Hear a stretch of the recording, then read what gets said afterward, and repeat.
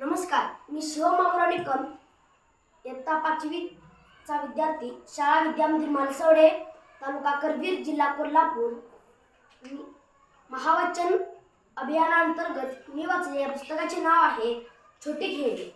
छोटी खेळणी हे विज्ञान प्रसार विषयक पुस्तक अरविंद गुप्ता यांनी लिहिले असून युरेका सायन्स क्लबचे अध्यक्ष श्री उल्हास टोमणे यांनी त्याचा रोचक मराठी अनुवाद केला आहे.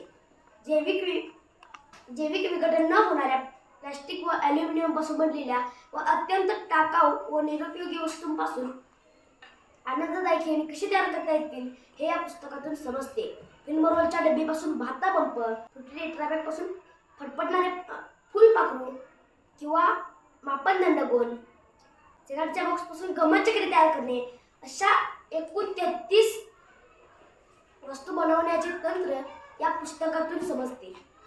अविनाश देशपांडे यांनी विविध चित्रे व आकृत्यांच्या मदतीने पुस्तकाला जिवंतपणा आणला आहे.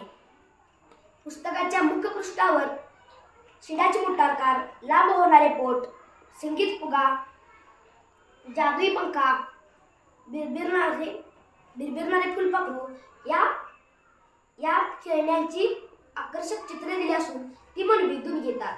मला पृष्ठावर लेखकांची माहिती दिली आहे.